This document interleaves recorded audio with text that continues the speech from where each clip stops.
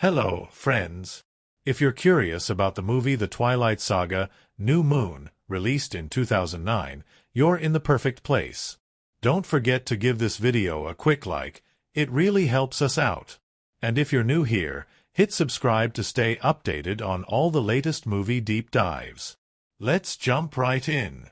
When Twilight hit the big screen, it did more than bring a best-selling book to life, it created a cultural phenomenon.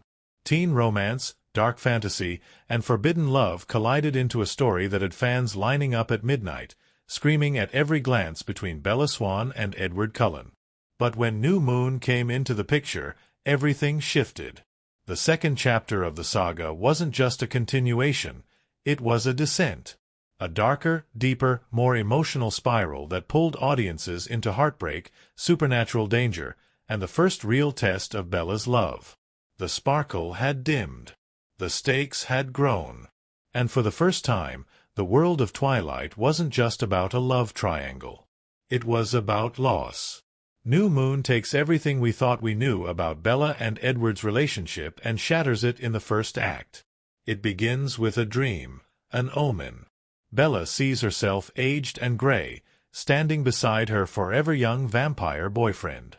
It's her birthday, a moment that should be celebrated, but the dream lingers. There's unease beneath the surface.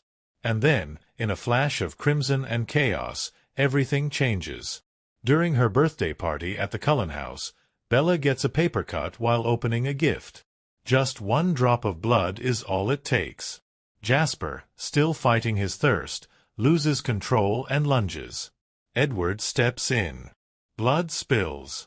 And in that instant, he decides he's no longer safe for her.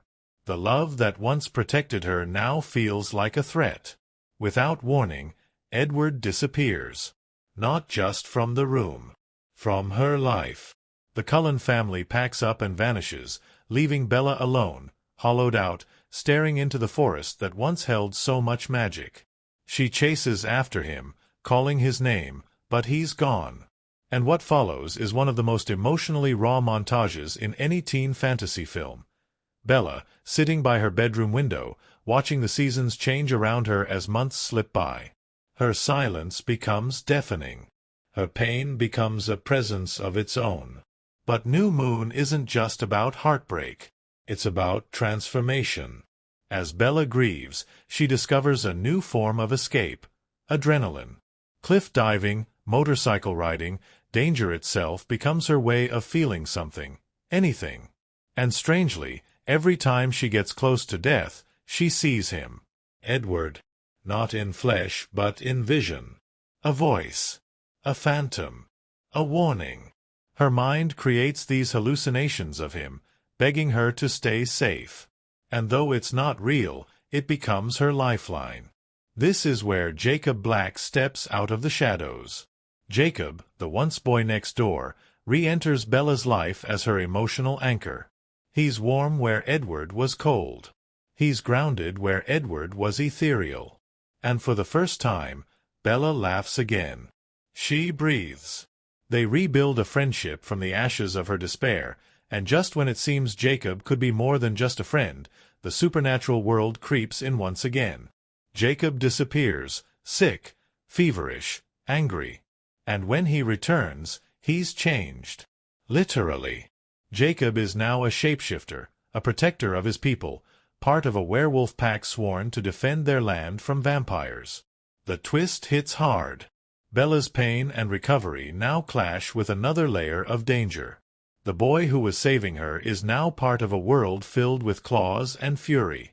But even so, he remains by her side, loyal and conflicted, even as she continues to pine for the one who left her. The middle of New Moon simmers with tension. Bella's relationship with Jacob grows more complex. She finds herself drawn to him, not just out of comfort, but something deeper. There's a connection, a potential. But still, her heart lingers with Edward. And in that space between what is and what could be, the story begins to twist. Alice Cullen returns, with a prophecy. Alice has seen Bella, jumping off a cliff. A vision without context. Believing Bella has taken her own life, Edward is consumed with grief and decides to provoke the Volturi, the ancient vampire coven who uphold the laws of the vampire world. If they won't kill him for his existence, he'll force their hand by revealing himself to the humans. It's a suicide mission. And Bella, still alive, has to race across the world to stop him. And so begins the most dramatic, high-stakes third act of the film. Bella and Alice jet to Italy, racing against time, through sun-drenched cobblestone streets and the eerie silence of Volterra. It's here, during the festival of St. Marcus, that Edward steps into the sun. In this world, vampire skin sparkles like diamonds in the sunlight, and to the humans, it would expose what he is.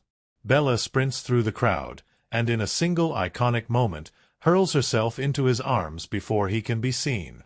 It's the kind of moment that defines epic romances.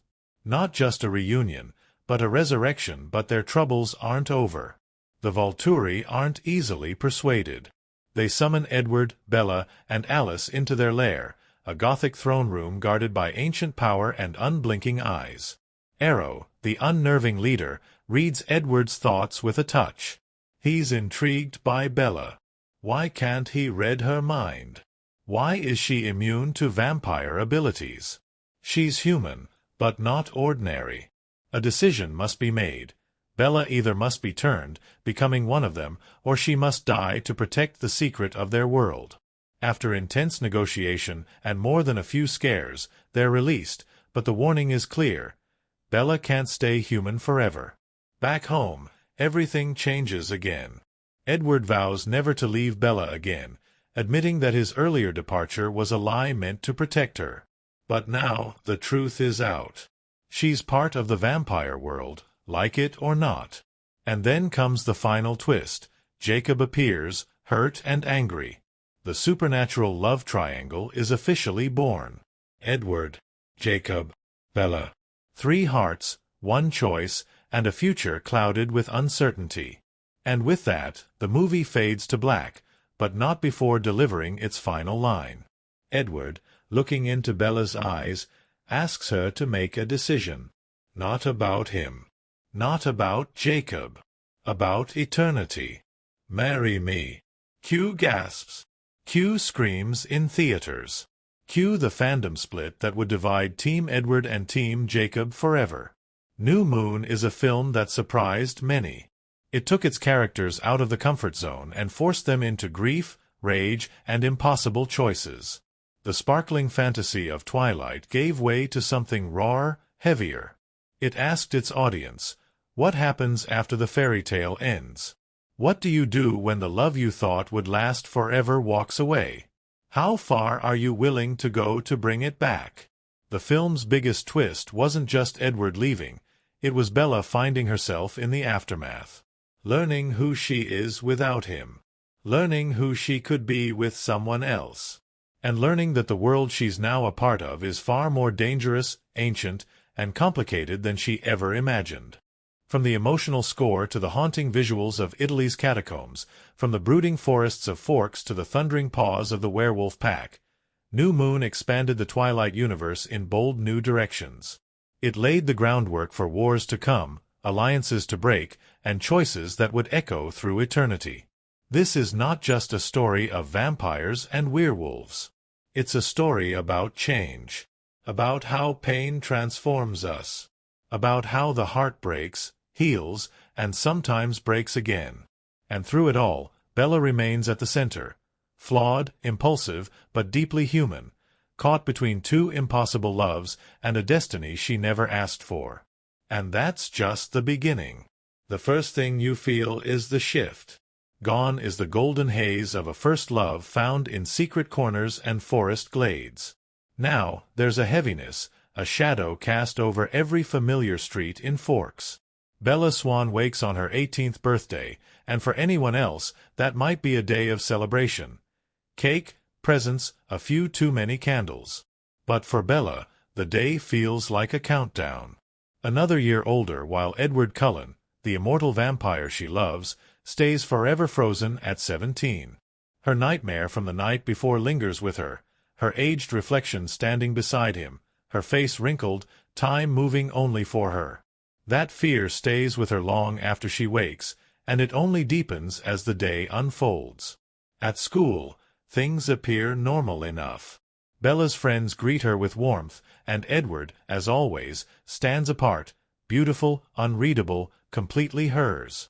He kisses her forehead with gentle restraint, just enough to make her heart stumble but never quite enough to satisfy her longing for more.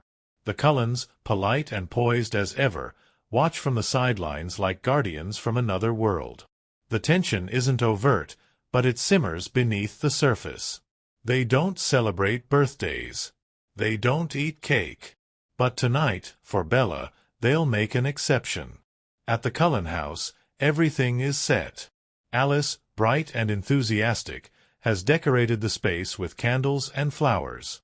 A small table holds wrapped gifts and a cake.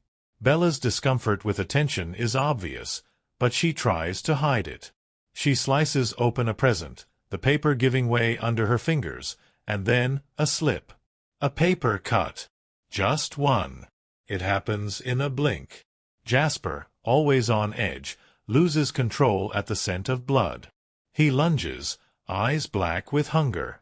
Edward reacts instantly, pushing Bella out of the way, and into the wall. Glass shatters. Blood flows from her arm. The chaos is over in seconds, Carlyle stepping in with calm and control, but the silence that follows is deafening. Bella sits stunned, blood soaking her sleeve, while Edward stands frozen, shame carved into every line of his face. That moment changes everything. In the days that follow, Edward grows distant. He watches Bella more than he touches her. He speaks in riddles. He looks at her like he's already halfway gone. And then, in the forest near her house, he finally says the words that collapse her world. He's leaving. Edward tells her he and his family are moving away. That she needs to stay safe, live a human life, forget him. She clutches at his shirt, begs him not to go, but his eyes are hard, his voice steady. It's a lie meant to protect her, but Bella doesn't see that. All she sees is the truth of her own heartbreak. He kisses her one last time and vanishes into the trees, leaving her standing alone as the rain begins to fall. The days blur. Bella moves through her house like a ghost. Charlie, her father, tries his best to help, but he's not equipped to handle the depth of her silence. At night, she screams herself awake. During the day, she sits by the window and watches time pass. October, November, December, January. Each month named on screen, each moment showing Bella motionless while the world outside changes. Her pain becomes a living thing, consuming her from the inside out. She doesn't sleep. She doesn't eat. She barely speaks. The hole Edward left behind is so vast it seems to swallow the entire film. And yet, something in her remains. A flicker of rebellion. One night, desperate to feel something, anything, she walks down an alleyway and approaches a group of dangerous-looking men. The fear rushes back. So does Edward. Or rather, a vision of him. His voice in her mind, warning her, pleading with her to step back. It's not real, but it's something. The hallucination gives her a reason to chase danger. She buys 2 motorcycles from a scrapyard, drags them to her friend Jacob Black's house, and asks for help. Jacob is the complete opposite of Edward. He's warm, approachable, unguarded. His smile is genuine. His laugh is easy. And most importantly, he's there. He doesn't question why she's doing what she's doing. He just helps. They rebuild the bikes together, working side by side in the sunlit driveway of his home. For the first time in months, Bella laughs again. Not much, not loudly, but it's a start. Jacob becomes her tether, her lifeline. He fills the silence Edward left behind, but even that light is not without shadows. As they spend more time together, Bella starts to notice something strange. Jacob is changing. He becomes restless, moody. He disappears without warning. His once easy smile fades. And then the impossible truth emerges. Jacob is a shapeshifter, part of a pack of werewolves who protect their land from vampires. His transformation is tied to the ancient legends of his Quileute tribe. It explains his sudden bursts of aggression, his heat, his rapid growth. But it also draws a new line between him and Bella, one that feels eerily familiar. Now she's caught between two worlds again. Two supernatural realities pulling at the edges of her human life. She learns that the werewolves have a bitter history with the Cullens, that they've long been in an uneasy truce, and that her continued involvement with either side could reignite that fragile peace. Still, Jacob stays close. He protects her. He watches her when she takes reckless risks, cliff diving, motorcycle stunts, all in a desperate bid to hear Edward's voice again. The danger keeps her connected to the ghost of him. And Jacob knows it. He sees it in her eyes, in the way she stares into the distance like she's waiting for someone to appear. And despite his growing feelings for her, he stays. He doesn't push. He simply waits. Then Alice returns. Edward's sister, with her gift of foresight, comes rushing back into Bella's life in a blur of urgency. She saw a vision. Bella jumping from a cliff. She believes Bella is dead. And that vision, misinterpreted, sets off a chain reaction that none of them can stop. Edward, believing Bella has truly died, is preparing to do the unthinkable. To end his own life by provoking the Volturi, the most ancient and powerful vampire coven in existence. He'll travel to Italy, reveal himself to humans in broad daylight, and force their hand. It's a death sentence, but to Edward, life without Bella is no life at all. And just like that, Bella's world shifts again, from the foggy forests of Forks to the sunlit, ancient city of Volterra. She has to reach him before it's too late. And the clock is ticking. But before she can take that step, she must make a choice. Not just about Edward or Jacob. Not just about love or loyalty. But about herself. Who she wants to be. What kind of life she's willing to live or give up for the ones she loves. And even then, the most dangerous part of her story is still waiting around the corner. The rush to Volterra doesn't begin with confidence. It begins with panic, with Bella still reeling from the sight of Alice at her door and the terrifying news she's brought. Her heart hasn't even caught up to the idea that Edward thinks she's dead, and already she's boarding a plane, crossing time zones, heading into the heart of ancient Italy to stop him from making a mistake that can't be undone. Time, in these moments, isn't just moving. It's slipping away. Volterra stands still in the sun, its cobblestone streets and looming towers drenched in golden light, as if the world itself doesn't know what's about to happen. Bella runs through the crowd celebrating the feast of St. Marcus, pushing past red-cloaked dancers and curious tourists, searching. She doesn't know exactly where Edward is, but she feels it, feels him, drawn to the place where the sun will expose him for what he is. And then she sees him.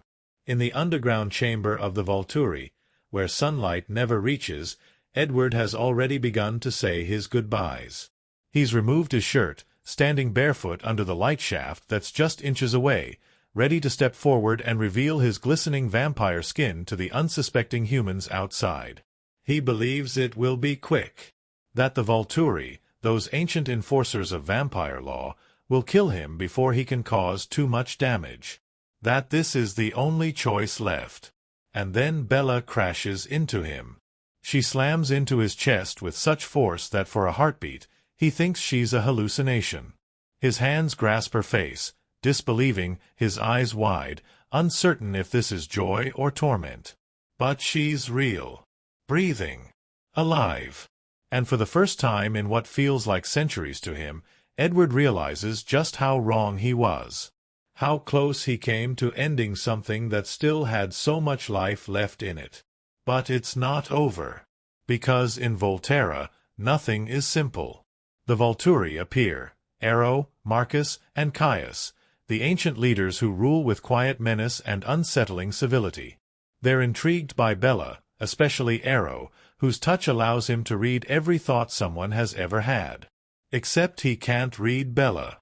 Nor can Jane, the childlike enforcer whose power causes unbearable pain with a glance.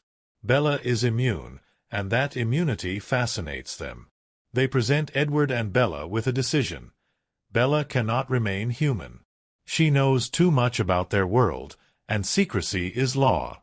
Either she must be turned into a vampire, or she must die.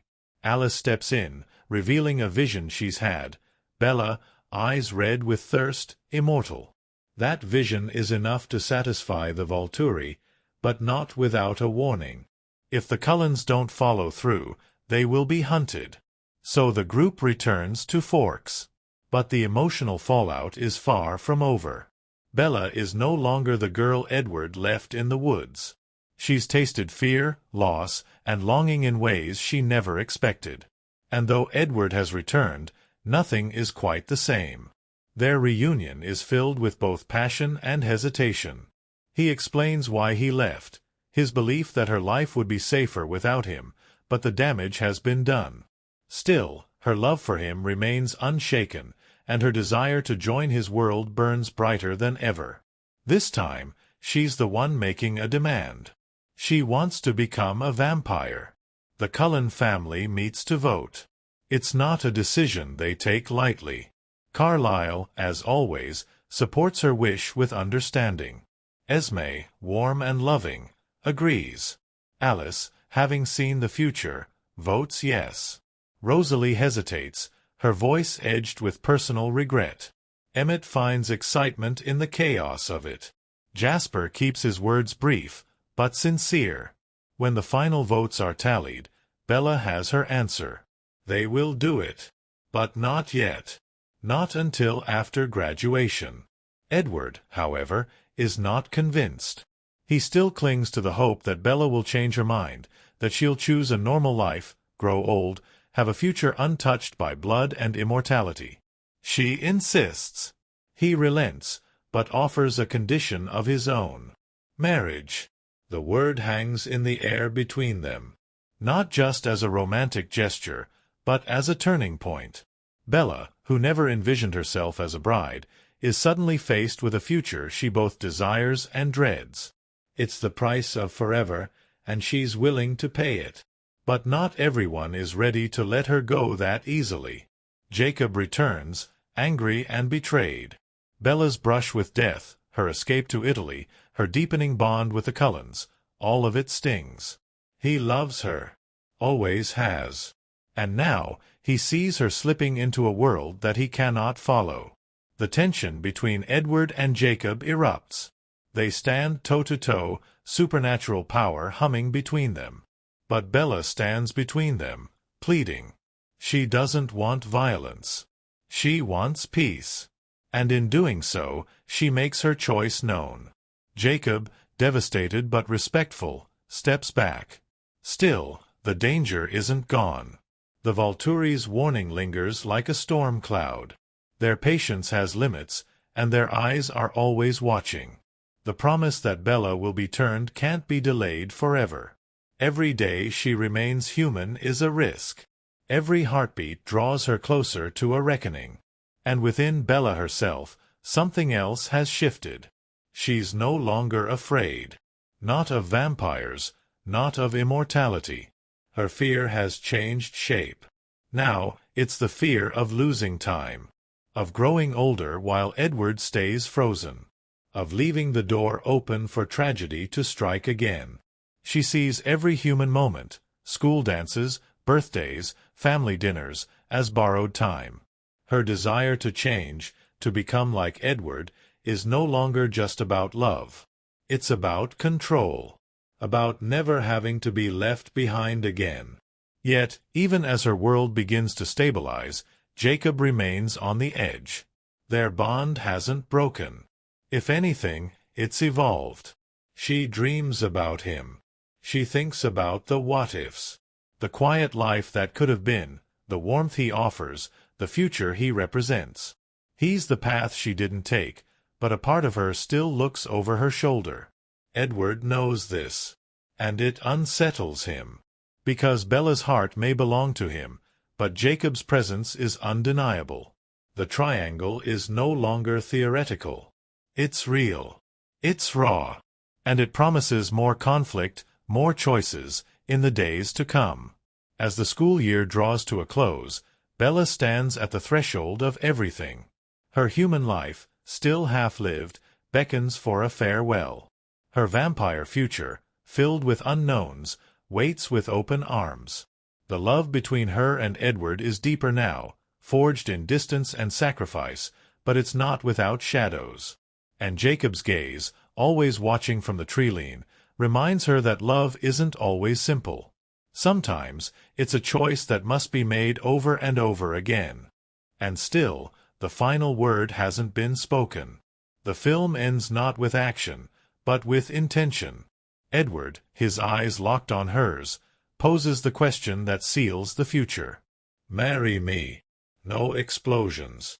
No chase. Just a proposal that carries the weight of forever. And the screen fades to black.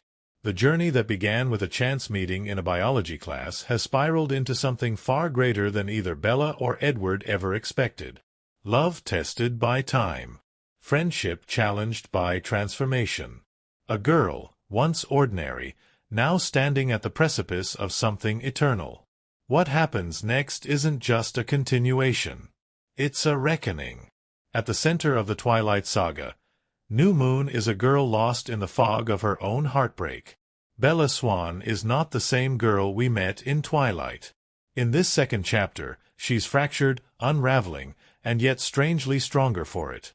Her emotional journey becomes the pulse of the film, a deep dive into grief, transformation, and what it truly means to love something, or someone, you cannot hold on to. Bella's character is explored in raw, unfiltered ways. She begins the story full of doubt, already dreading the passage of time on her 18th birthday.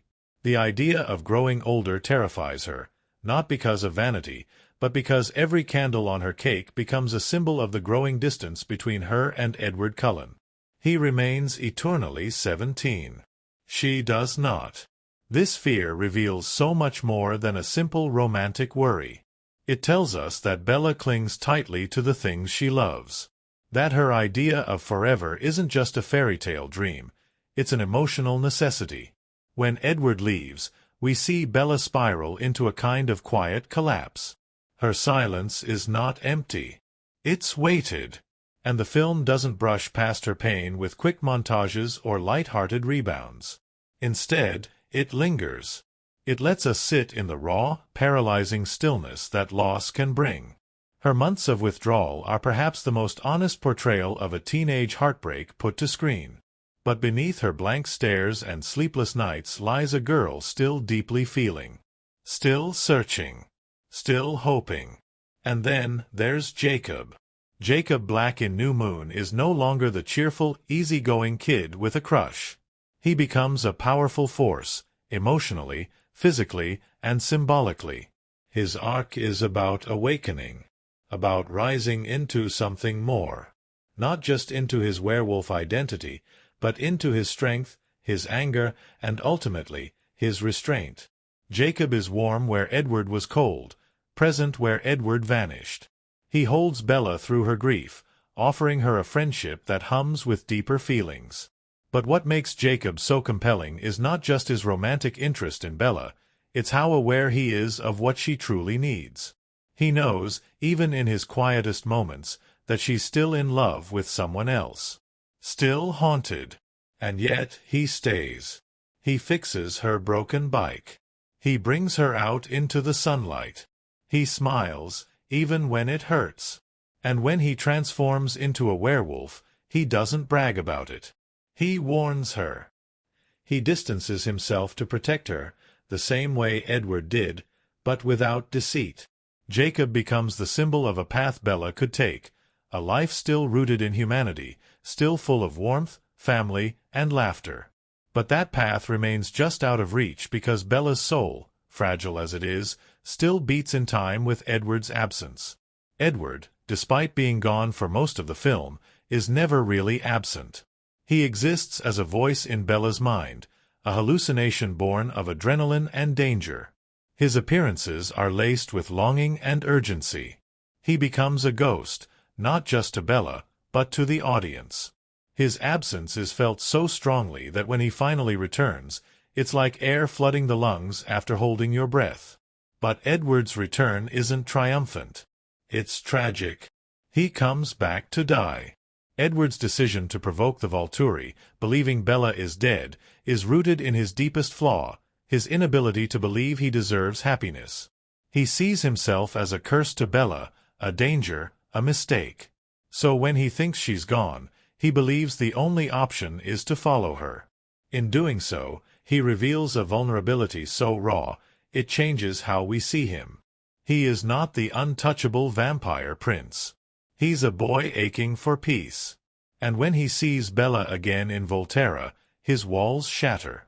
The way he looks at her, like she's both miracle and punishment, cements the complexity of his character. He's still afraid. Still uncertain. But this time, he chooses her. Not by vanishing, but by standing with her, even in the face of ancient vampire law. Alice Cullen, though not in the spotlight for much of the film, plays a vital role in pushing the story forward. Her vision of Bella's cliff dive becomes the accidental catalyst for the final act. But more than that, Alice serves as the bridge between worlds. She brings levity, clarity, and action where others are consumed by emotion. Her bond with Bella is sincere. She doesn't judge, doesn't push. She simply acts when needed, and her presence in Italy is as vital as it is comforting. Carlisle Cullen offers another layer of quiet wisdom.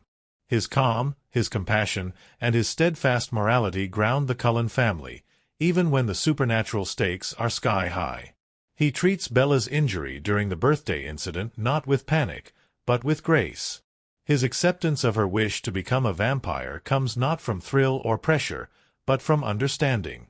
"You've chosen not to live without him," he tells her gently, "which leaves me no choice." His character reinforces the theme that love isn't always grand. It's often quiet, understanding, and unconditional. Rosalie, Emmett, and Jasper each represent differing reactions to Bella's choices. Rosalie votes no, not out of cruelty, but out of regret. She sees her own cursed immortality reflected in Bella's wish and cannot support it. Emmett finds humor in the chaos, loyal and protective in equal measure. Jasper's struggle with thirst, especially after the birthday incident, continues to haunt him. His presence in the voting scene reminds us that control, for vampires, is not a given. It's a daily choice. And then there's the Volturi. Ero, Marcus, and Caius are not just villains. They are tradition, power, immortality stripped of compassion. Ero's fascination with Bella's immunity hints at a future far more complicated than anyone expected. He is elegant and terrifying, welcoming and dangerous. The Volturi, in contrast to the Cullens, show what happens when immortality loses its moral compass.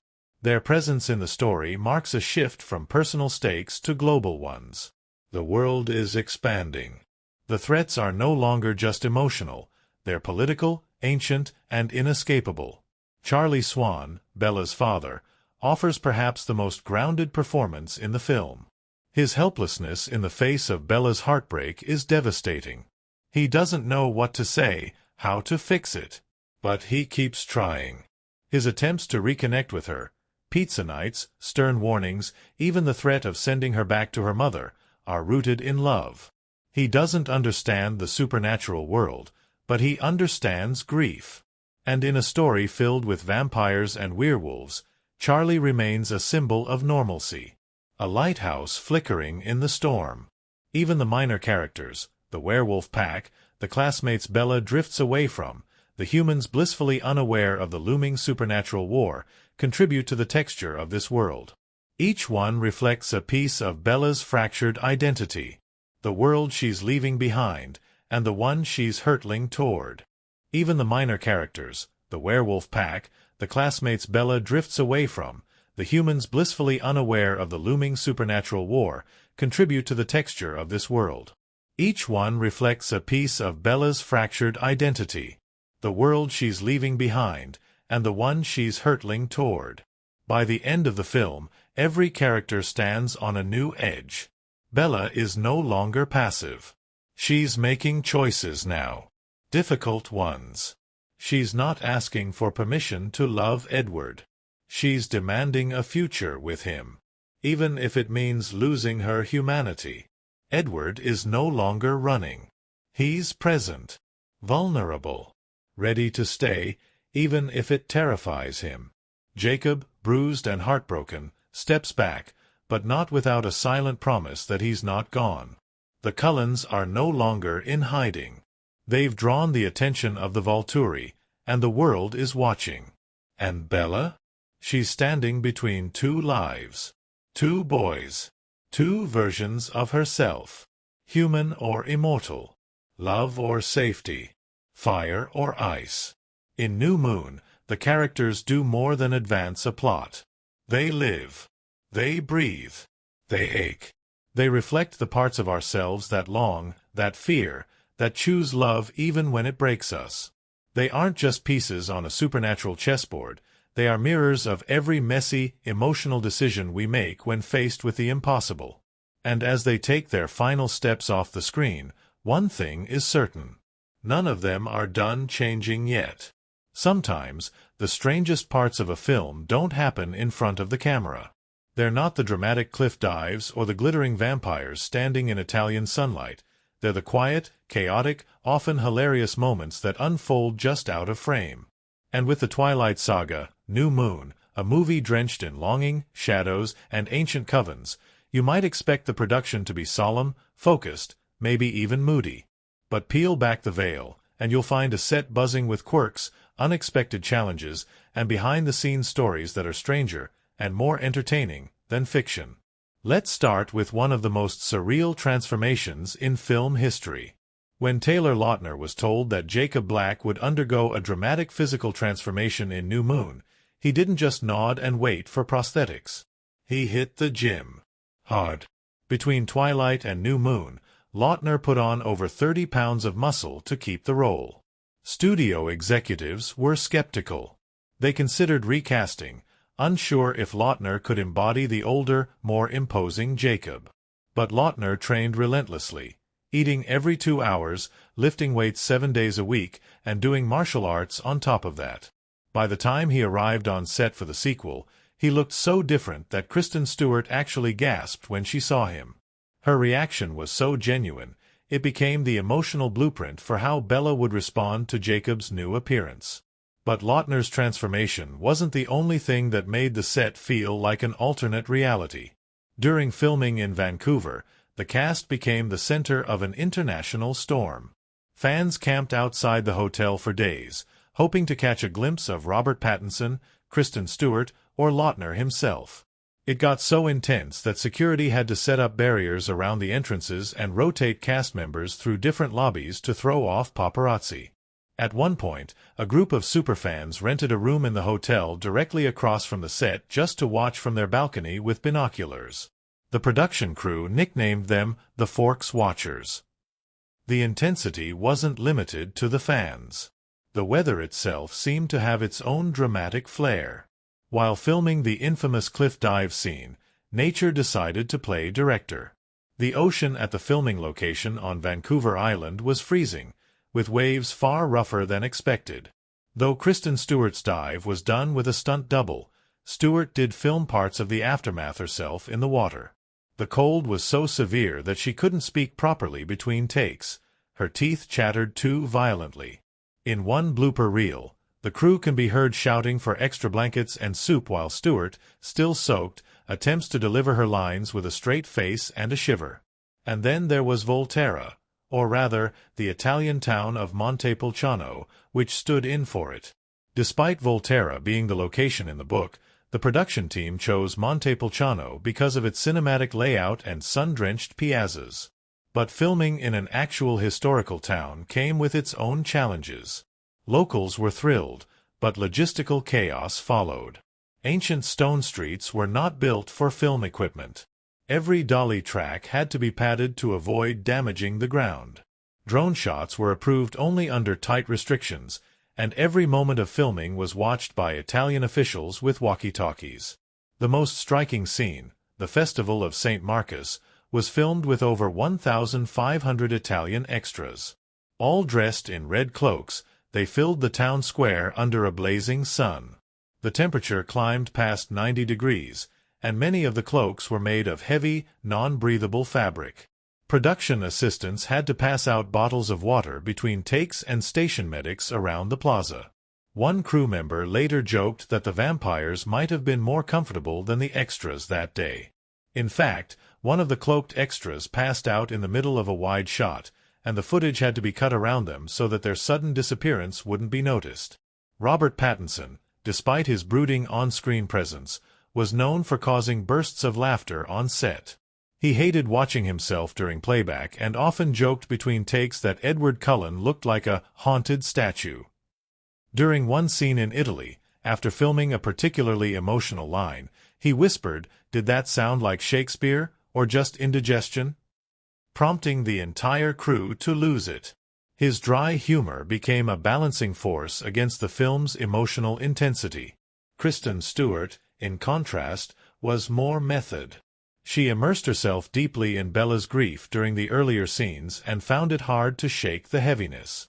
During the window montage, where Bella stares blankly as the months pass, director Chris Weitz had to shoot the scene multiple times because real tears kept slipping down her face, even when the script didn't call for them. "I couldn't fake it," Stewart said later. "Bella's pain felt like something I'd known before." The wolves, while CGI in the film, had real-world references during filming. Lautner and the other actors in the Wolfpack scenes often had to perform with large foam puppets on poles, stand-ins for where the digital wolves would later be placed. These puppets were painted in bright colors with exaggerated cartoon faces to help the actors keep their eye lines right, leading to several hilarious bloopers. Imagine trying to express terror or affection toward a giant purple foam dog head bouncing beside you.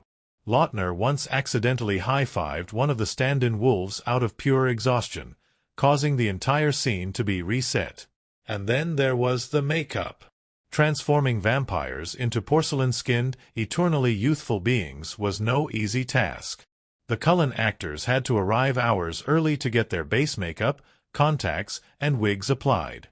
Robert Pattinson's contact lenses were so thick that he could barely see through them, and his vampire makeup was mixed with a subtle shimmer powder to make sure he sparkled correctly under certain lights. And then there was the makeup. Transforming vampires into porcelain-skinned, eternally youthful beings was no easy task. The Cullen actors had to arrive hours early to get their base makeup, contacts, and wigs applied. Robert Pattinson's contact lenses were so thick that he could barely see through them, and his vampire makeup was mixed with a subtle shimmer powder to make sure he sparkled correctly under certain lights. The problem? It didn't always stay in place. Between takes, the makeup team had to check every inch of his face to remove blotches where the glitter either melted or clumped. One time, during a kissing scene, the makeup transferred so heavily to Stewart's face that the crew joked she looked like Vampire Barbie. There were other unusual mishaps too, like the moment when a fog machine, used for an early morning forest scene, malfunctioned and set off the fire alarm. The cast and crew were evacuated into the cold, and Stewart had to stand outside wrapped in a thermal blanket, still in full costume, explaining to curious locals that there wasn't a real fire, just too much mist. After that, the fog machines were kept under constant supervision. Chris Weitz, the director of New Moon, brought his own unique style to the production. Known for his work on more grounded dramas before taking on Twilight, he infused the film with a dreamlike quality that hadn't existed in the first installment. He also had a habit of giving musical cues to actors during emotionally intense scenes. In one moment, before filming Bella's scream into her pillow, he quietly played a haunting piano piece through an earpiece in Stewart's ear to help her find the right emotion. That one scream became iconic, and it only happened after that moment of whispered music. Music played a huge role throughout the film. The soundtrack became almost as famous as the movie itself. Artists like Tom York, Bon Iver, and Leaky Lee contributed to a soundscape that matched the emotional fragility of the characters. The scene where Bella races through the forest to save Edward was timed to Alexander Desplat's New Moon, The Meadow, a score piece that brought a sweeping, tragic weight to the moment. Chris Weitz later admitted that he adjusted the pacing of that entire scene to match the rhythm of the music rather than traditional editing beats. The final, quiet twist of the film, Edward's proposal, was filmed with such secrecy that even some crew members didn't know it would be in the final cut. The production wanted the moment to be an emotional surprise. Kristen Stewart had been told the line might be changed, and her stunned silence after Edward says, "Marry me," was entirely genuine.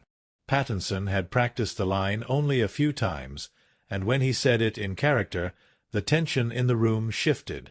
Everyone knew they'd captured something meaningful. And despite all the drama, the screaming fans, the weight of expectations, and the supernatural stakes, New Moon remains one of the most unexpectedly heartfelt productions in the Twilight series. Its strangeness lies not just in the wolves or the Volturi, but in the small human things that happen behind the scenes. The actors laughing between heartbreaks. The extras passing out in cloaks. The foam wolves bouncing through forests. And a lead actress who let herself fall apart on screen so that others could feel less alone.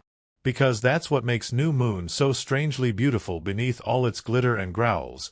It's a story about heartbreak, filmed with heart.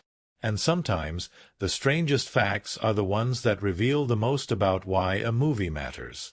The Twilight Saga, New Moon doesn't unfold like a traditional sequel. It isn't about building a bigger world or adding more spectacle for the sake of drama. Instead, it turns inward. It slows down. It dares to sit with silence, with sorrow, and with a young woman's unraveling heartbreak. Critics were divided upon its release in 2009, some dismissing it as moody teenage melodrama, others praising it for its emotional honesty and thematic ambition. But one thing was clear: New Moon took risks. It broke the formula. It carved out a space for a story that wasn't afraid to dwell in the in-between, and for that reason, it remains one of the most fascinating entries in the Twilight Saga. From a critical lens, one of the most significant choices New Moon makes is to remove Edward Cullen, arguably the most magnetic character, from the majority of the narrative. The first film is driven by the intensity of Bella and Edward's budding romance. Their chemistry is electric, their interactions charged. So, to strip that away and leave Bella in emotional isolation is a bold move. But it's precisely that absence that defines New Moon. The story doesn't hinge on presence. It hinges on longing. And in doing so, it taps into something deeply human: the ache of separation, the paralyzing grief that can follow loss, and the quiet, slow process of healing. Edward's departure early in the film is more than a breakup. It's an erasure. He doesn't simply end the relationship. He removes himself from Bella's life entirely. He tells her it will be as if he never existed. And from a narrative standpoint, that decision functions as a catalyst for the film's emotional arc. Bella's descent into depression is not dramatized with over-the-top displays. It's depicted through stillness. Long takes of her sitting motionless by a window. Screams into the night that echo with realism. Critics noted that this section of the film, where Bella mourns not just a person but a version of herself, was both haunting and poetic. It resonated with viewers who had ever lost something so deeply that the world seemed to lose its color. The use of visual metaphors in this portion is particularly powerful. The changing seasons seen through Bella's window. The camera slowly spinning around her as months pass. These techniques create a sense of disorientation, of time slipping away without meaning. Director Chris Weitz was praised for allowing the film to breathe, for resisting the urge to rush past pain. In doing so, he created a space where teenage emotion was taken seriously, not dismissed. The result was a film that, while slower than its predecessor, struck a more resonant chord for many viewers. Enter Jacob Black. Critically, Jacob's role in New Moon is complex. He is not simply a romantic rival. He's a foil, a counterpoint, and a reflection of what Bella could be if she chose light over shadow. Jacob's warmth, humor, and open vulnerability are juxtaposed against Edward's icy restraint. Critics appreciated how Taylor Lautner brought depth to the role, transforming Jacob from a side character into a legitimate lead. His evolution into a werewolf is symbolic on multiple levels. It represents puberty, awakening, and transformation. But more importantly, it marks the moment Bella is pulled into yet another supernatural world, one just as dangerous as the one she left behind. Jacob becomes Bella's anchor during her lowest point. From a thematic perspective, he represents healing, possibility, and the return of joy. But the tragedy is that Bella, despite everything, cannot fully let go of Edward. Critics debated whether the film leaned too heavily into the tragic heroine trope, with some arguing that Bella's obsession with Edward bordered on unhealthy. Others, however, defended the film's portrayal of grief as authentic and raw. What matters is not whether Bella moves on, but that she finds the strength to keep going. The film's pacing was a frequent point of critique and praise.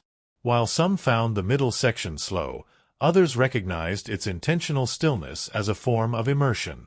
The audience is meant to feel Bella's isolation. We are meant to sit with her in the quiet. And in that quiet, the film achieves something rare. It becomes meditative, reflective, a portrait of emotional survival rather than narrative momentum. Then comes the shift. When Bella discovers Jacob's secret and learns of the werewolf pack, the tone of the film pivots. Suddenly, there's movement again. Action. But even this is laced with emotional weight. The werewolves are not simply supernatural beings. They are protectors, bound by ancient duty. Their transformation is violent, their loyalty fierce. Critics noted how New Moon introduced a new mythology without overwhelming the narrative. The werewolf lore added depth to the Twilight universe, expanding the stakes while keeping the focus on character. The moment Bella cliff dives is one of the film's most pivotal. It is not a suicide attempt, but it skirts the edge of one. She jumps to see Edward again in her mind. And in doing so, she embodies the central tension of the film, the pull between self-destruction and self-preservation. The water, dark and consuming, becomes a metaphor for her grief. And when Jacob rescues her, pulling her from the depths, it is more than a physical rescue, it's an emotional one. But the peace is short-lived. Alice's return, and the misunderstanding that leads Edward to believe Bella is dead, launches the final act into a whirlwind of urgency. Bella's journey to Volterra is not just a rescue mission, it's a declaration. For the first time in the film, she is the one taking action. The girl who once waited silently in the window is now racing through an Italian square, shoving through crowds, risking everything. Critics were divided on the sudden shift in tone, but many acknowledged the power of this moment. It's not about vampires or ancient laws. It's about a girl reclaiming her agency. The confrontation with the Volturi is one of the film's most compelling sequences. From a critical perspective, this scene introduces the concept of vampire governance and consequences. The Volturi are not cartoon villains. They are cold, calculating, and terrifyingly rational. Arrow, played with unnerving charm by Michael Sheen, is especially effective. His curiosity about Bella, his fascination with her immunity to vampire powers, hints at larger themes of power and identity. The Volturi are not just a threat, they are a mirror of what Edward and Bella could become if they lose their humanity. Bella's immunity is worth pausing on. Her resistance to Edward's mind-reading, Jane's pain, and Arrow's mental probing suggests something intrinsic about her character. Critics speculated that her emotional strength, her sense of self, makes her resistant to control. It's a quiet superpower, but one that speaks volumes. In a world filled with supernatural forces, Bella's greatest strength is internal. She may seem fragile, but she is impenetrable where it counts. The final moments of the film pull all these threads together. Back in Forks, Bella demands to be turned into a vampire. Not out of desperation, but out of choice. She wants to share Edward's world. To stop aging. To stop being left behind. The Cullens vote, and the majority agrees, but Edward, ever the protector, adds a condition: marriage. This ending sparked fierce debate among critics and fans alike. Some saw it as romantic, others as problematic. The idea that Bella must marry before being turned into a vampire raised questions about gender roles, tradition, and autonomy. But from a thematic standpoint, it's about commitment. About Edward wanting to ensure that Bella understands the weight of the decision. Immortality isn't just an escape. It's a bond, a vow, a transformation with consequences. Throughout the film, the question of choice looms large. Bella's choices are often criticized, her dependence on Edward, her recklessness, her obsession. But a more generous reading reveals a different narrative. Bella chooses love again and again, even when it hurts.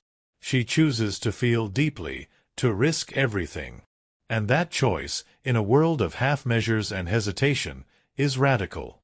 The love triangle, which becomes more pronounced in later films, begins its roots here. Jacob and Edward are not just rivals, they represent two halves of Bella's identity. Human and supernatural. Safety and danger. Warmth and eternity.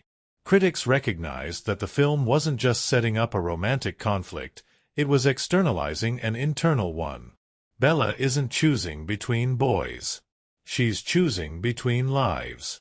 In the end, New Moon leaves its audience suspended. There is no final resolution. Just a question. Edward's proposal. Bella's silence. A cliffhanger not of action, but of emotion. And in that moment, the film becomes something more than a teen romance. It becomes a meditation on loss, choice, and the courage to follow a love that doesn't promise safety. Critics may have quarreled over its pacing and melodrama, but the emotional resonance of New Moon is undeniable. It speaks to anyone who has ever mourned, waited, or hoped. It dares to portray silence as powerful, grief as transformative, and love as something that can break and rebuild you. And for a story about vampires, that's as human as it gets. Sometimes, when you watch a movie as emotionally intense and beautifully brooding as the Twilight Saga, New Moon, you assume everything behind the scenes must have been quiet and reflective too. Low voices, moody lighting, a set filled with serious faces channeling heartbreak. But the reality couldn't have been further from that image. The making of New Moon was a fascinating mix of meticulous craftsmanship, unexpected improvisation, unpredictable weather, and surprisingly light-hearted moments that clashed deliciously with the film's somber tone. To create a world where vampires sparkle, werewolves phase mid-run, and grief feels almost tangible, it took a team of people working behind the camera with precision, humor, and a lot of coffee. When the first Twilight film became a cultural tidal wave, Summit Entertainment had a challenge with the sequel. Not only did New Moon have to match the energy of its predecessor, but it also had to deepen it. The tone was darker. The characters were evolving. The mythology was expanding. And that meant the production needed someone who could bring weight to the emotional beats while still delivering visual spectacle. Enter director Chris Weitz, best known at the time for his work on The Golden Compass and About a Boy. His approach was different from Catherine Hardwicke's, where she had gone for a dreamy, blue-toned indie vibe in Twilight. Weitz leaned into grandeur and polish. But stepping into the world of Twilight wasn't just about calling action. It meant inheriting a cast with existing chemistry, a global fanbase that knew every line of dialogue, and a mountain of expectation. Chris Weitz made it his mission to treat the story seriously. He reportedly reread the New Moon novel multiple times, took notes on fan-favorite scenes, and prioritized staying faithful to the emotional core of the book. Production began in Vancouver in March 2009, with returning cast members Robert Pattinson, Kristen Stewart, Taylor Lautner, and the rest of the Cullen clan. Right away, the environment presented challenges. Vancouver's weather, with its cold, wet spring, constantly disrupted shooting schedules. Scenes that were meant to be dry and sunlit were suddenly being filmed under tarps while assistants held hairdryers to actors' clothes between takes. One particularly infamous moment involved Kristen Stewart delivering a heartfelt line only to have a seagull squawk loudly overhead, completely ruining the audio. The crew started referring to the bird as Marcus, after the Volturi leader, annoying, ever-present, and impossible to reason with. While the emotional scenes in Forks were filled with brooding stares and whispered farewells, the set itself was often light-hearted. The cast had already formed bonds from the first film, and now that they were more comfortable, the jokes came naturally. Robert Pattinson, known for his sarcastic sense of humor, was constantly poking fun at his own character. During rehearsals, he'd sometimes recite Edward's lines in an over-the-top Shakespearean accent just to crack Kristen Stewart up. One crew member recalled Pattinson improvising a mock cooking show between takes, using apples and prop knives while pretending to host the vampire gourmet. But it wasn't all fun and games, especially for Taylor Lautner. As the only actor whose role required a dramatic physical transformation, Lautner was under immense pressure. Studio executives initially doubted whether he could convincingly play the older, bulked-up version of Jacob Black. Determined not to lose the role, Lautner trained relentlessly, gained over 30 pounds of muscle, and maintained an exhausting routine during production. His diet was so strict that the crew often teased him during craft services. Once, Pattinson even offered him a cupcake on set, only to dramatically pull it away at the last second, saying, "Sorry, Jacob. Only blood for you." Lautner's transformation extended beyond the physical. As Jacob became more serious and emotionally conflicted, so did Lautner's performance. Director Chris Weitz spent time rehearsing the scenes between him and Stewart to ensure their chemistry felt distinct from the Bella-Edward dynamic. Lautner reportedly requested to spend additional time in rehearsal for the emotional scenes, especially the heartbreaking moment where Jacob begs Bella to stay away from the vampires. "I wanted him to feel real," Lautner said in a behind-the-scenes interview. "Not just angry or hurt, but like someone who'd give everything if she just turned around." To bring the supernatural elements to life, the visual effects team had to create something brand new: werewolf transformations. While vampire speed and sparkle had already been established in the first film, New Moon introduced shape-shifting as a major plot element. The challenge was to make it seamless, dramatic, and believable.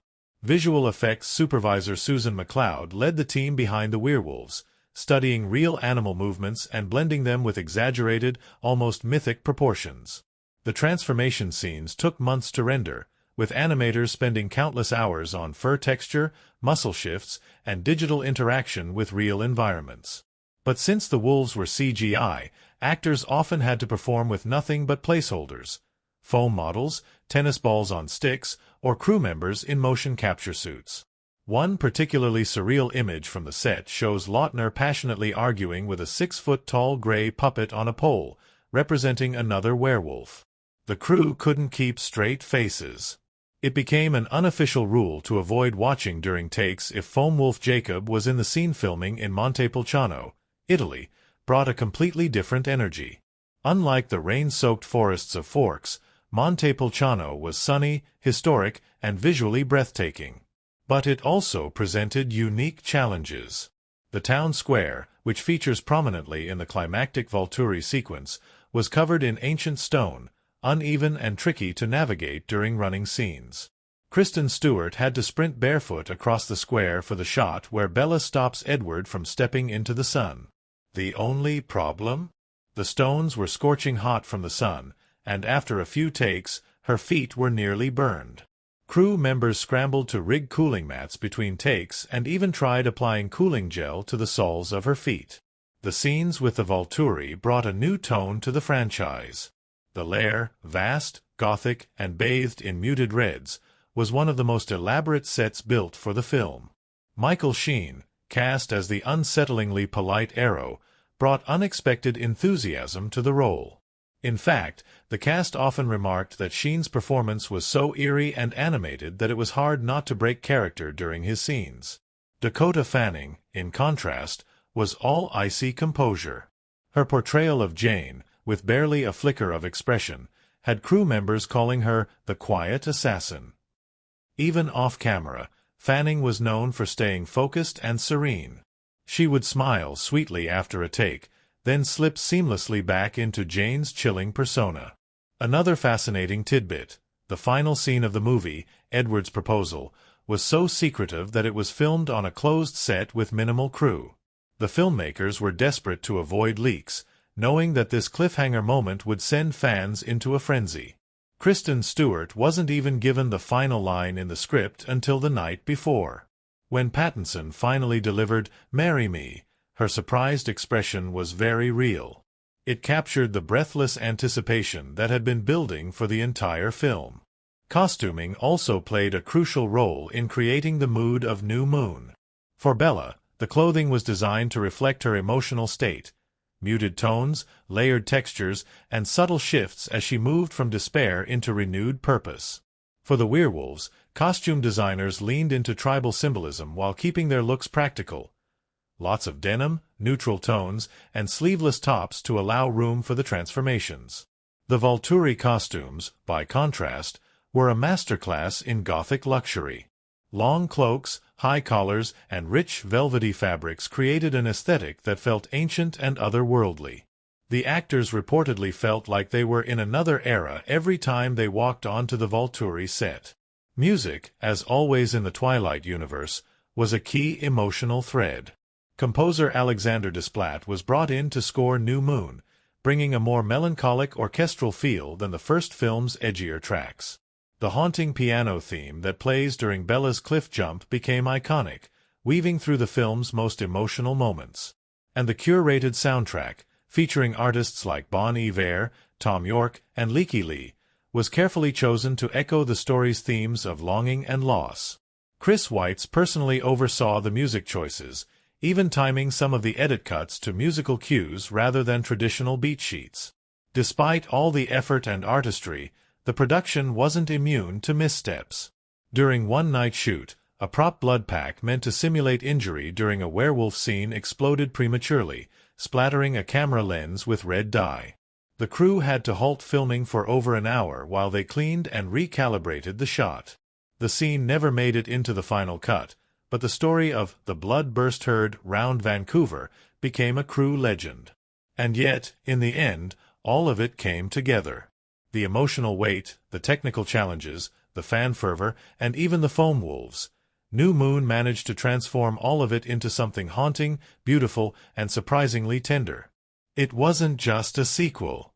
It was a leap into deeper waters. A love story filtered through grief and resilience. And maybe that's the greatest production insight of all, that beneath the layers of fantasy, beneath the CGI and the red cloaks and the elaborate vampire lore, the heart of New Moon was built by people who truly cared. Who didn't just want to make a blockbuster. They wanted to make something that felt. And somewhere between the chaos of cliff dives and puppet wolves, they did exactly that. The settings of the Twilight Saga, New Moon, aren't just painted backdrops or scenic detours. They are living, breathing extensions of the story. Mood pieces that capture the internal landscapes of the characters and the emotional waves of the narrative. If Twilight gave us the soft, overcast romance of a small town in love, New Moon took that foundation and steeped it in shadow, silence, and distance. The world became larger, colder, and somehow even more intimate. In many ways, the visual elements of the film do what dialogue can't. They let us feel what Bella is feeling without ever needing to spell it out. The film begins where everything still feels familiar, the cloudy town of Forks, Washington. Forks is all mossy greens, slate skies, and looming pine trees. It's wet, shadowed, and saturated with a quiet melancholy that's become inseparable from the story's identity. Cinematographer Javier Aguirre brought a new lens to this town, using softer focus and more subtle color grading than the first film. While Twilight leaned into blue tints and stark contrasts, New Moon softened the edges, allowing natural light and earthy tones to seep into the frames. The result? A version of Forks that feels even more rooted in isolation, where the drizzle never quite lifts and the trees seem to whisper secrets. The high school scenes take on a muted tone. The hallways feel more distant, the chatter more irrelevant, as if Bella is already slipping away from the human world. She walks these halls with the weight of someone who has lost something irreplaceable, and the camera reinforces this by often pulling back, placing her small, alone in the frame. We're not just watching her, we're with her, orbiting just far enough away to feel the space left behind by Edward's absence. But it's Bella's house, and specifically her bedroom, that becomes the emotional epicenter of the film's first act. It's here that we see the passage of time illustrated with such simplicity and heartbreak, the camera rotating around her as the months tick by outside the window. The lighting shifts through seasons, trees shed and regrow their leaves, and Bella remains motionless, staring into nothingness. The world moves on, but she doesn't.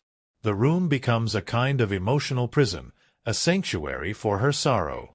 Her bed, once a place of rest, now feels like a hollow place of routine despair. The decision to place the camera outside the window, peering in as time shifts, is more than a stylistic choice. It's a visual metaphor for how Bella is both watching and being watched, drifting farther from the life she once knew. Then there are the forests, deep, enveloping, and infinite.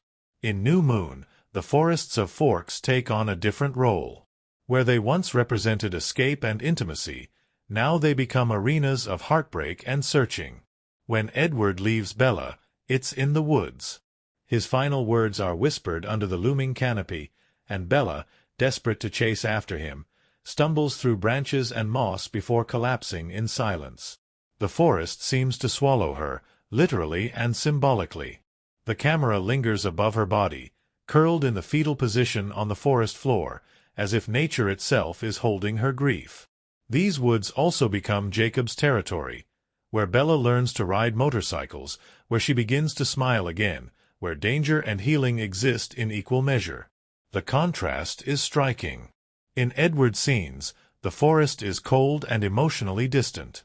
In Jacob's, it's warm, alive, sun-dappled.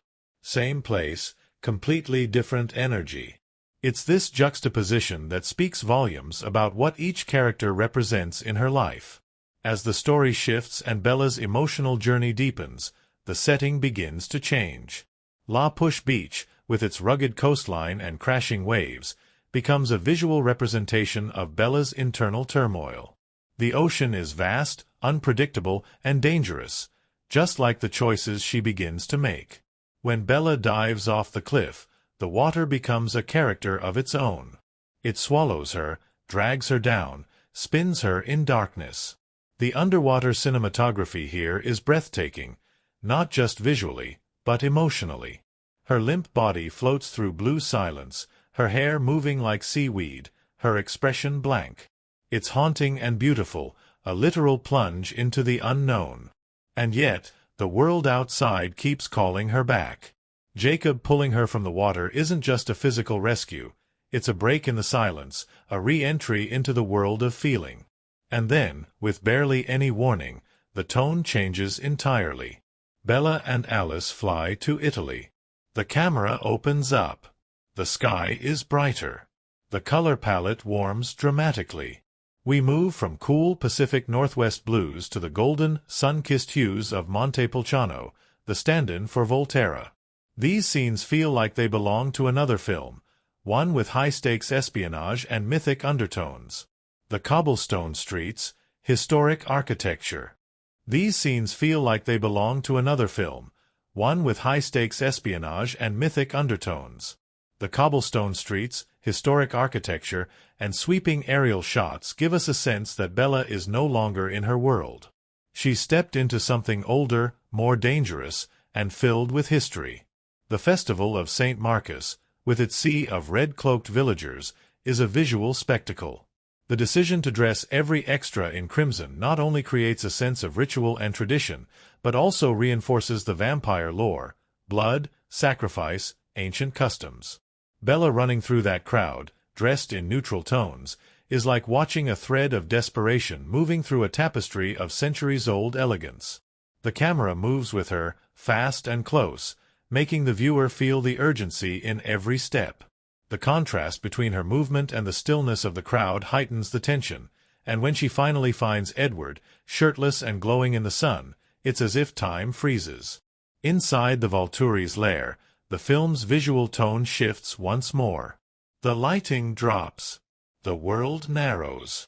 The cinematography here uses deep shadows, cold stone, and sharp angles to create a sense of claustrophobia.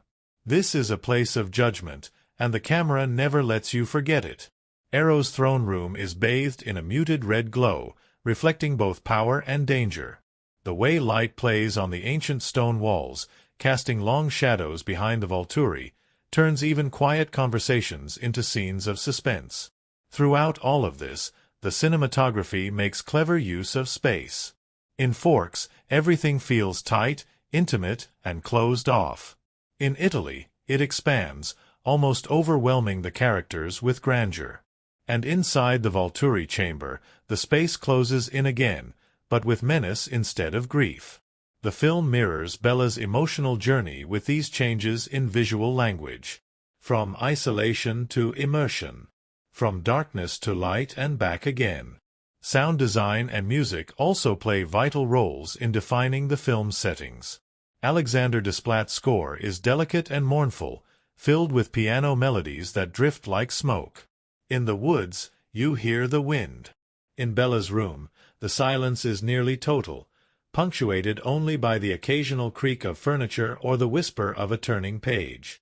These choices enhance the atmosphere, making the settings feel alive, responsive to Bella's emotional state. And then there's the use of dreams. New Moon begins with a dream sequence that is visually distinct. Bathed in golden light, Bella walks with Edward through a field before seeing her reflection as an old woman. It's surreal, saturated, and rich with symbolism. Dreams in New Moon aren't just narrative tools, they're visual signals that what we're seeing exists outside the bounds of reality. The cinematography exaggerates the lighting, softens the focus, and adds a gauzy haze that makes everything feel both beautiful and uneasy. These sequences underscore the themes of time, transformation, and fear of change that run through the entire film. Even smaller locations are handled with care. The parking lot of the high school, where Jacob confronts Edward. The diner where Charlie and Bella have their awkward father-daughter dinners.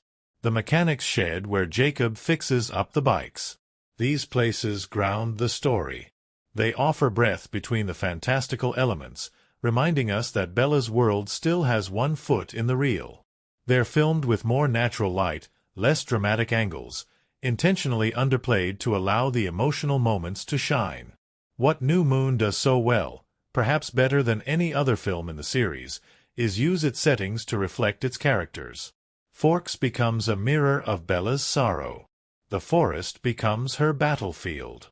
The ocean her test. Italy her crossing into a world where love and death walk hand in hand. Every place she visits carries emotional weight. And through lighting, framing, color, and silence, the film draws us into her headspace without needing to speak a word. So much of the story could have been told with exposition or monologue. Instead, the film trusts its visuals to carry the meaning. A slow camera push into Bella's face tells us more than a diary entry ever could. The shifting color of the trees signals the passage of time more poignantly than a calendar. And the quiet breath before Edward steps into the sun in Italy says more about sacrifice than any speech. New Moon is often remembered for its emotional gravity, its supernatural stakes, and its love triangle. But it's the setting, the world around the characters, that deepens every moment. Through careful cinematography and visual storytelling, the film doesn't just show us Bella's journey. It lets us feel it. And in doing so, it becomes more than a fantasy. It becomes a cinematic dream, one where love, loss, and longing are written not just in words, but in light, shadow, and the spaces in between. Behind the cold glimmer of vampire skin and the haunting silence of Bella's heartbreak in the Twilight Saga, New Moon, there existed another version of the story, a warmer, funnier, more chaotic version told only behind the cameras. It's the story that never made it to screen but lived between takes, in whispered jokes, rushed costume changes, and late-night laughs on rain-soaked sets. What viewers saw was a slow-burning tale of loss, myth, and transformation. But what the cast and crew lived through was a storm of demanding shoots, emotional performances, and surprisingly heartfelt camaraderie. And the best part? It all unfolded in the most unexpected ways. The production kicked off in Vancouver in early 2009, and right away, the atmosphere was different from the first film. The cast, many of whom had grown incredibly close during Twilight, were reuniting like long-lost family members. Kristen Stewart, Robert Pattinson, and Taylor Lautner walked back into the world of Forks with the weight of global fame suddenly resting on their shoulders. Fans now surrounded every filming location. Paparazzi hovered like shadows. There were drones, disguises, decoys. But inside the boundaries of the set, there was still magic. Old friends, new challenges, and moments of unexpected joy. Kristen Stewart, always known for her quiet intensity and laser-focused performances, found herself carrying the emotional weight of Bella's devastation. But off-camera, she wasn't the somber figure most would expect. Between takes of Bella's most heart-wrenching scenes, like the forest breakdown after Edward's departure, she'd crack a joke or do an exaggerated impression of her own character's monologue. She had to. The emotional weight was so dense during certain sequences that she'd physically shake it off, literally jumping in place to lighten the mood before the next take. At one point, after completing Bella's iconic window montage where she silently watches the seasons change, Stewart jokingly asked for an emo Oscar and wrote Bella's Grief, Scene 47, Take 4 ever on the slate. Robert Pattinson, on the other hand, brought a much-needed dose of dry humor to set. Having grown more comfortable with the chaos that came with playing Edward Cullen, he leaned into the absurdity of his immortal character's melodrama. Crew members recall him referring to Edward as a celibate marble statue and mocking his own slow-motion entrance in the Italy scenes by reenacting it at lunch, shirt half open, sunglasses on, pretending to blind people with his sparkle. He once arrived on set with glitter from head to toe, claiming he was trying to stay in character. But while Robert might have joked about the sparkle, achieving that look on camera was no joke at all. The special effects makeup team worked endlessly to get Edward's shimmering skin just right. There were multiple versions of sparkle powder, and the lighting had to hit his face at exactly the right angle to reflect it on film. Several takes were ruined simply because the sun dipped behind clouds mid-shot, causing the makeup team to sprint onto set with massive reflectors and emergency glitter kits to reapply the magical glow. Then there was Taylor Lautner, who perhaps faced the biggest transformation between the two films, not just physically, but in terms of pressure. After studio skepticism about whether he could pull off the new, muscular, emotionally complex version of Jacob, Lautner arrived on set leaner, stronger, and more focused than ever. But while his character was morphing into a brooding werewolf, Taylor was still a teenager at heart. He was constantly goofing around, known for breaking into spontaneous dance or tackling crewmates into foam props during breaks.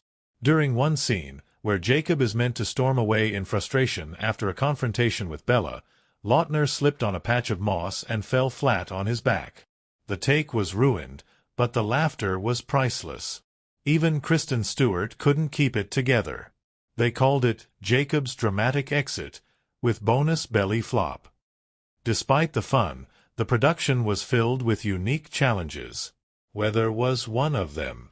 Filming in Vancouver during early spring meant dealing with unpredictable rain, freezing temperatures, and the occasional surprise snowstorm. One of the biggest obstacles came during the motorcycle scenes, which were meant to take place under bright skies. Instead, the set was hit with a sudden hailstorm. Production halted for hours as crew members frantically covered cameras and equipment, while Stewart and Lautner huddled under massive heat blankets, sipping tea between shots. The bikes kept getting stuck in the mud, prompting one assistant to joke they'd need a werewolf to tow them out. Speaking of the wolves, creating the CGI shapeshifters was a massive undertaking. The actors in the wolf pack, Chasky Spencer, Alex Mraz, Kiowa Gordon, and Bronson Pelletier, often had to act opposite foam wolf heads on poles or motion capture actors in green suits. The result? Absolute chaos.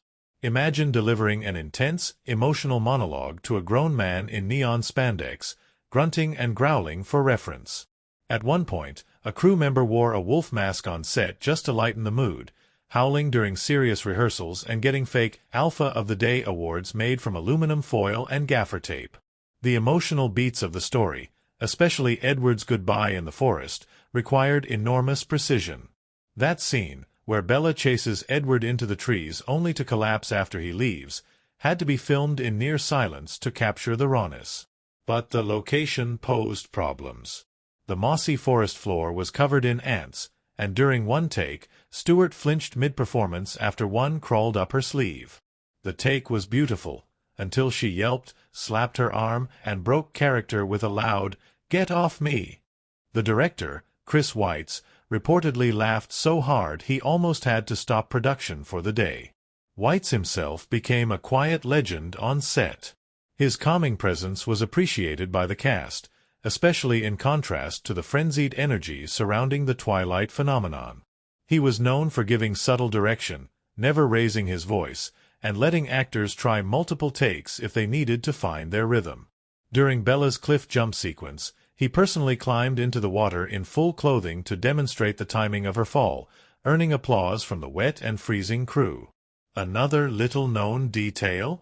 The Volturi scenes, with their haunting red chamber and stone hallways, were mostly filmed on a soundstage in Vancouver, not Italy. The grandeur was created with clever set design, lighting, and a touch of digital magic. Still, the cast took their roles seriously, especially Michael Sheen, Arrow, who brought an eerie theatricality to every take.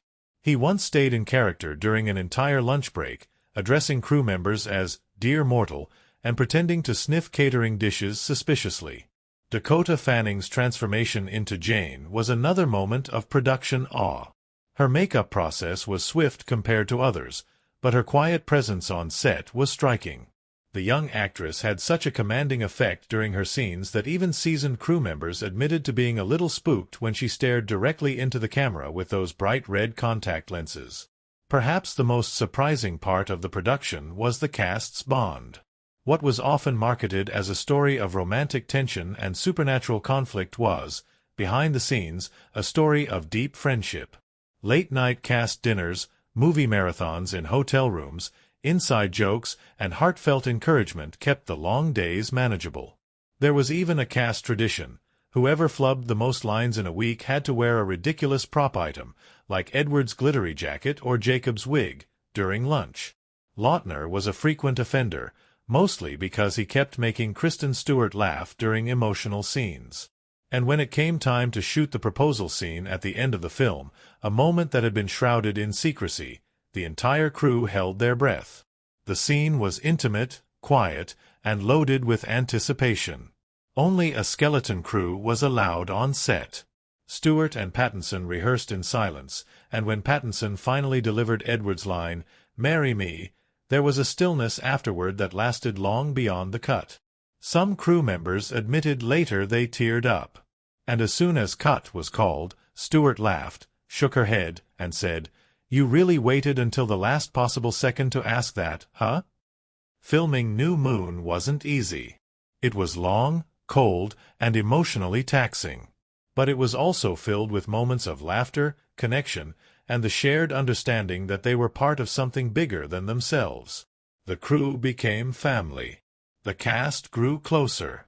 And somewhere between all the chaos, the glitter, the green screens, the rain-soaked socks, they built a story that millions would remember.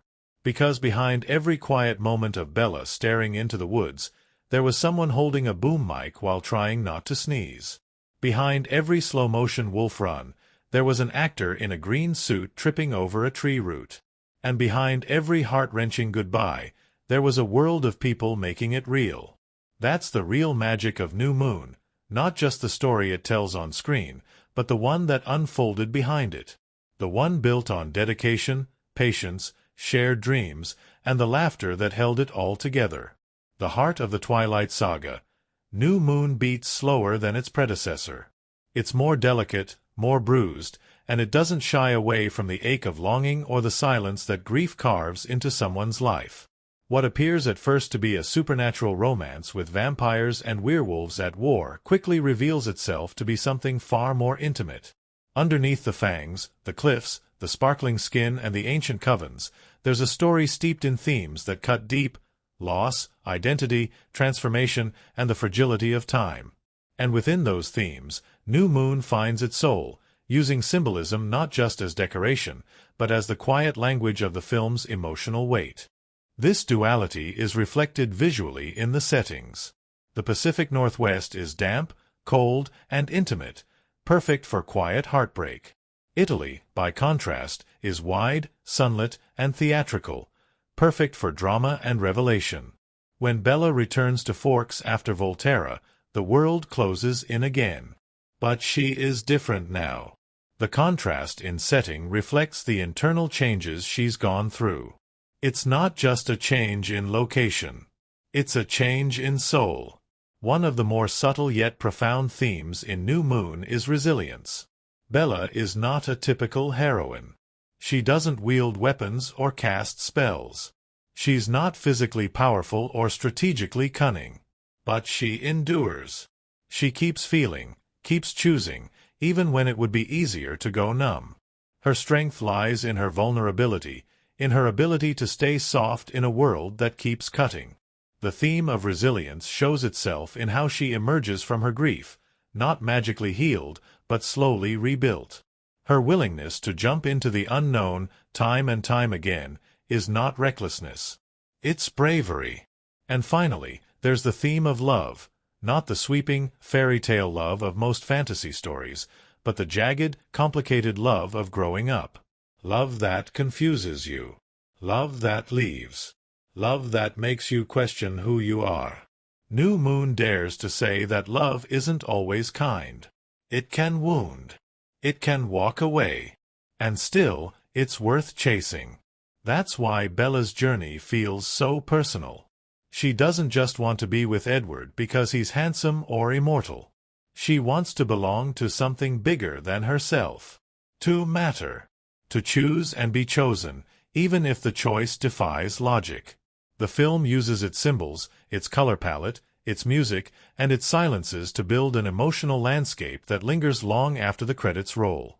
It isn't just about vampires and werewolves. It's about the ache of being human, the terrifying beauty of letting someone in, the slow courage of choosing yourself in a world that constantly asks you to be less. So much of what makes New Moon resonate isn't said out loud. It's seen, in the glance between heartbreak and hope, in the cold of a forest and the heat of an Italian square, in the soft glow of a memory. Its themes don't shout. They whisper. They echo. They wrap around you slowly, until you realize this story of love and loss, of shadows and longing, was never about fantasy. It was about finding the strength to keep going, even when the one you love is gone. And sometimes, that's the most powerful story of all. What makes the Twilight Saga, New Moon stand apart from the rest of the saga isn't just the storyline or the introduction of new supernatural lore. It's the way the story is told, the visual choices, the rhythm of the edits, the way silence and sound fill space, the way shadows are used not just for mood but to wrap the viewer in Bella's world of grief and transformation. From the very first frame, this film lets us know it won't just narrate Bella's heartbreak, it's going to make us feel every beat of it. And to accomplish that, the filmmakers brought an entirely new layer of craftsmanship to the table. Director Chris Weitz stepped in after Catherine Hardwicke's dreamy, indie-style Twilight and immediately shifted the tone with more polished, deliberate filmmaking. Where Hardwicke captured the thrill of first love through spontaneous camera movement and raw naturalism, Weitz approached New Moon like a painter approaching a canvas with moodier colors and thicker brushstrokes. He brought in cinematographer Javier Aguirre-Sarobe, known for his elegant work in European cinema, to reshape Forks through a lens that emphasized atmosphere over action. The result was a film where everything, from the sunlight through the trees to the slow motion of a turning head, felt curated and intentional. One of the most striking techniques used throughout New Moon is its use of negative space and isolation in framing. In many scenes, Bella is shown at the center of wide, empty shots. The camera often pulls back, creating a noticeable distance between her and the world around her. In doing so, it emphasizes her loneliness without her ever needing to say a word. This is particularly apparent during the post-breakup sequence when Bella sits at her bedroom window. The camera rotates around her in a slow, dizzying circle as the months pass, leaves fall, and snow collects outside. It's hypnotic and unsettling, mimicking the feeling of time stretching endlessly while pain stands still. Sound design plays a crucial role in shaping that mood. After Edward leaves, silence becomes an important character. The absence of score or ambient noise in key scenes heightens the emotional weight. We hear the ticking of clocks, the rustling of trees, the scrape of Bella's chair as she stirs from sleep. These sounds feel amplified, exaggerated even, because they're not competing with dialogue or music. They create a sense of emptiness that becomes deeply immersive. When Bella screams in her sleep, the sharpness of that sound in contrast to the quiet around it leaves a chill in the air, but it's not just about silence. Composer Alexander Desplat, new to the series, brought a haunting sensitivity to the score. His music doesn't overpower scenes. It slips into them like a whisper, threading through moments of despair and warmth alike. The piano-led track The Meadow became emblematic of Edward and Bella's bond, and its subtle return in key scenes reminds the viewer of the emotional undercurrent still running beneath Bella's surface.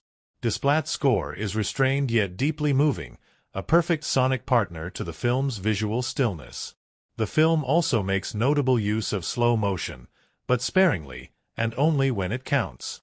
Edward's appearance in Bella's hallucinations isn't just a visual flash. It's filmed in a dreamlike blur, often in half-light, where his figure is both present and ghostly. The visual effect is surreal and heartbreaking. These hallucinations aren't sharp, defined memories. They're fading echoes of someone Bella's trying to hold on to.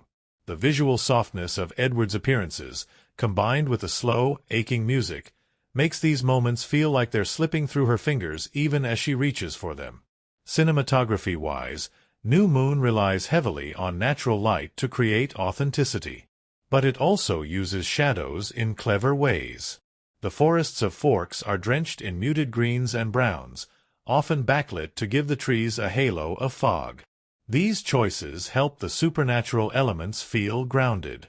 When Jacob transforms into a werewolf for the first time, it doesn't feel like a jarring CGI showcase. It feels like a natural explosion of something primal. That's because the scene is shot with tension already building in the environment. Shadows flickering, trees shaking, light disappearing behind clouds. When the transformation finally happens, it feels earned. The editing also supports this tension beautifully. Peter Lambert, the film's editor, doesn't cut quickly unless the moment demands it. The film breathes. Scenes play out longer than you might expect in a typical teen fantasy film. This isn't about racing to the next plot point, it's about letting emotions simmer. When Bella sits quietly with Jacob in his garage, fixing bikes and laughing, those scenes are allowed to exist without urgency. The edits linger on their smiles, on the moments of silence between them, so we, too, can feel the weight of those developing feelings. At its very core, New Moon is about absence. The theme of loss is introduced early and lingers through nearly every frame. It's not just the loss of Edward, though that is the most obvious. It's the loss of innocence, of security, of what it felt like to believe that love was simple. Bella doesn't just mourn Edward's departure. She mourns who she was with him. The story captures that feeling in small, potent ways. Her empty chair at lunch, her blank stare at the window, her whispered dreams that sound more like prayers. She's in mourning, and the world around her reflects it. That grief becomes a character in itself, stretching across seasons and spaces. The changing leaves, the gray skies, the fading colors of her bedroom, it's all deliberate. As the world turns, Bella remains suspended in sorrow, caught in a place where time continues but she doesn't. That visual stillness, emphasized by the rotating camera around her, is symbolic of emotional paralysis. It isn't just clever cinematography, it's the physical manifestation of emotional stasis. She's trapped, not by bars or barriers, but by her own heart. Yet grief, as heavy as it is, eventually makes room for another theme: transformation. And transformation in New Moon comes in many forms. For Jacob, it's literal. His body changes, his purpose becomes clear, and the boy she once knew becomes something else entirely. But this transformation is more than just muscle and fur. It's about identity. Jacob's change represents the uncontrollable nature of growing up, of stepping into roles that are inherited, sometimes unwanted, and always irreversible. It's about shedding the skin of childhood and embracing the fire that comes with responsibility, anger, and purpose. His transformation is fast, violent, and painful, just like adolescence. Bella undergoes her own kind of transformation, though hers is quieter, slower. After Edward's departure, she begins to reconstruct herself piece by piece, using danger as a way to feel again. She jumps on motorcycles, walks into dark alleyways, and eventually leaps off a cliff, not because she wants to die, but because the risk brings back the memory of him. The adrenaline becomes her drug, a desperate substitute for the high of first love. That's where the theme of self-destruction emerges, creeping beneath the surface. Bella isn't trying to move on. She's trying to resurrect something that's already gone. And in that, she loses herself even more. But New Moon doesn't glamorize this spiral. Instead, it presents it as real, raw, and necessary. Because only by reaching the lowest point can Bella begin to rebuild. Only by facing the void can she recognize the difference between surviving and living. Which brings us to another theme, choice. Unlike Twilight, which was driven by fate and chemistry, New Moon hinges on decisions. Edward chooses to leave. Bella chooses to chase danger. Jacob chooses to love someone who doesn't love him back. And by the end of the film, Bella chooses to leave her humanity behind. These are not passive choices. They're messy, painful, and made with full awareness of their consequences. That's why the theme of agency is so powerful in this story. Bella, often criticized for being swept along by supernatural forces, becomes the author of her own fate. She chooses Edward, she chooses to become a vampire, and she chooses what kind of love she believes in, even when it breaks her heart. Surrounding all of this is the ever-present symbolism of time. Bella's nightmare at the beginning, watching herself age while Edward stays the same, is not just a fear of getting older. It's a fear of being left behind, of becoming irrelevant in someone else's eternity. Her 18th birthday isn't a celebration. It's a ticking clock.